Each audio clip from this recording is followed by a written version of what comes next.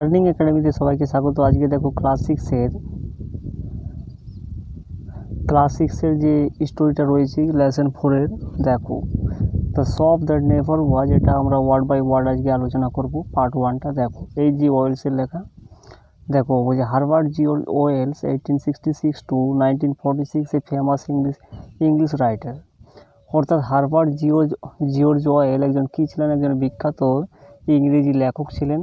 ওই best known for his science fiction. সে কী হিসাবে পরিচিত ছিল? হিজ সায়েন্স ফিকশন, অর্থাৎ সে বিজ্ঞান ফিকশনের জন্য সে কিন্তু বিখ্যাত পরিচিত ছিল। এরপর দেখো, নোন মানে পরিচিত। এরপর দেখো his most notable science fictions include, বলছে his most notable science fiction, বলছে তার বিখ্যাত যে সায়েন্স ফিকশনগুলো সেগুলো কী কী ছিল? দেখো the time machine, the invisible man, etcetera, এগুলো ছিল তার সায়েন্স ফিকশন। এরপর দেখো well also road many short stories, অর্থাৎ ওয়েল আরও অনেক ছোট ছোট গল্প লিখেছিলেন। শর্ট স্টোরিজ মানে ছোট গল্প। One of his best known short stories is, তার সব থেকে বেশি পরিচিত যে ছোট গল্পগুলো ছিল, অর্থাৎ তার সব থেকে বেশি পরিচিত ছোট গল্পটি কী ছিল? The country of the blind. এরপর দেখো বলছে the shop that never was is an adaptation from is famous short story the magic shop. এই যে গল্পটা আমরা আজকে পড়বো, এটা একটা অ্যাডাপ্টেশন করা হয়েছে, এটা একটা সংগ্রহ করা হয়েছে কোথা থেকে? তারই কিন্তু বিখ্যাত একটা শর্ট স্টোরি ছিল যার নাম ছিল দ্য ম্যাজিক শপ। এরপর দেখো বলছে I had seen the magic shop from afar several Times. বলছে আমি দেখেছিলাম ম্যাজিক শপটাকে, ওই জাদুঘরের জাদুর দোকানটাকে কোথা থেকে? From afar several times. Afar মানে এখানে দূরে, অর্থাৎ অনেক দূর থেকে কয়েকবার আমি ওই জাদুর দোকানটাকে কিন্তু দেখেছিলাম। এরপর দেখো I had passed it once or twice, আমি এবং এটাকে অতিক্রম করেছিলাম, পাস্ট করেছিলাম একবার বা দুবার। এরপর দেখো but never had I thought of going in, কিন্তু আমি কখনোই ভেবেছিলাম না যে এর ভেতরেই প্রবেশ করব। এরপর দেখো one day my Son give dragged me up to the shop, বলছে কোনো একদিন আমার ছেলে গিভ সে কী করেছিল? ড্র্যাগড মি, অর্থাৎ টেনে নিয়ে গিয়েছিল ওই দোকানের ভিতরে, ওই দোকানের মধ্যে, অর্থাৎ দোকানের দিকে, টু বলা আছে তো দিকে। এরপর দেখো বলছে দেয়ার ওয়াজ সাচ কিননেস ইন হিম, বলছে তার মধ্যে এতটাই উৎসুক ছিল বা ইগারনেস ছিল, that I was force to get in, এবং তার ফলে আমি কি হয়েছিলাম? আমি বাধ্য হয়েছিলাম ওই দোকানের ভিতরে প্রবেশ করতে। এরপর দেখো ইট ওয়াজ এ লিটিল ন্যারো শপ, এটা একটা ছোট কী ছিল? সরু একটা দোকান ছিল। নট ভেরি ওয়েল লিট, সেখানে কিন্তু ভালো একটা লাইট ছিল না বা আলো ছিল না। On the shop counter there were several crystal balls, অর্থাৎ দোকানের কাউন্টারে কী ছিল? অনেকগুলো ক্রিস্টাল বল ছিল, পরিষ্কার কিন্তু বল রাখা ছিল।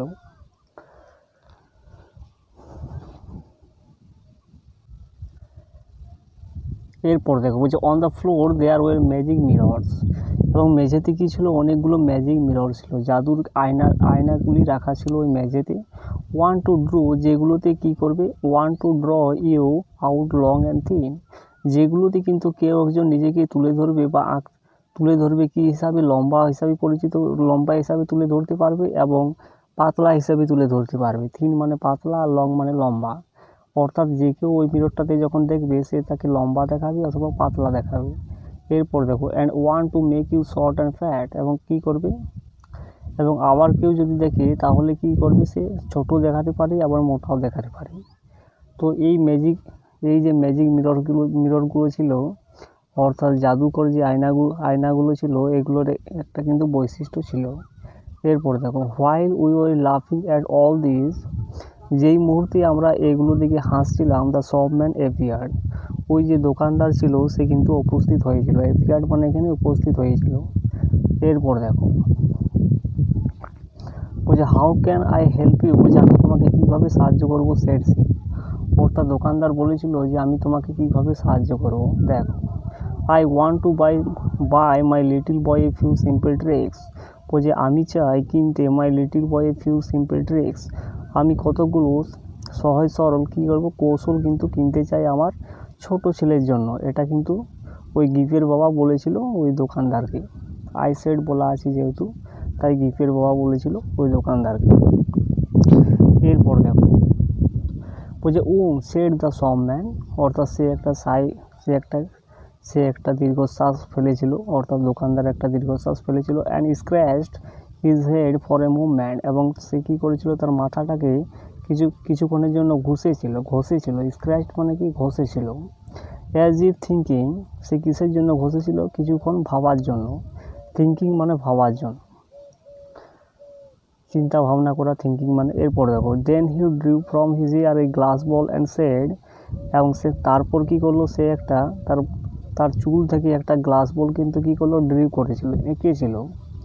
অর্থাৎ তার চুল থেকে একটা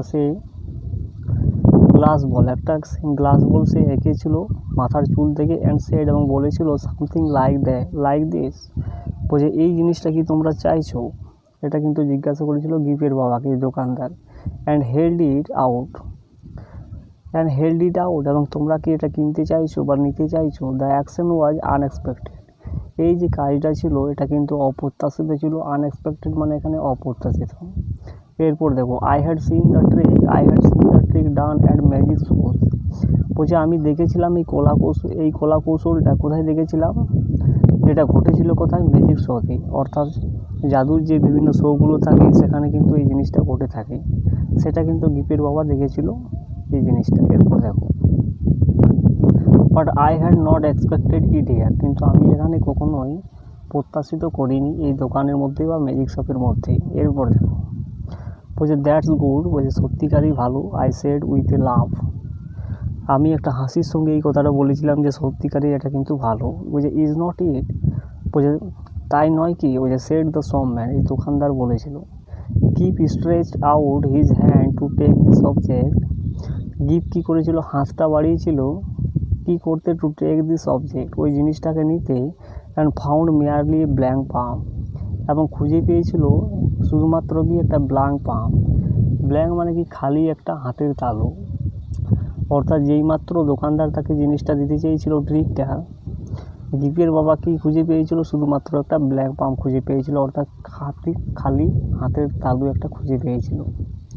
তো এই হয়ে গেল পার্ট 1টা। তো ভিডিওটা ভালো লাগলে চ্যানেলটাকে সাবস্ক্রাইব করো এবং পাশের বেল আইকনে প্রেস করে রাখো পরবর্তী নোটিফিকেশনের জন্য।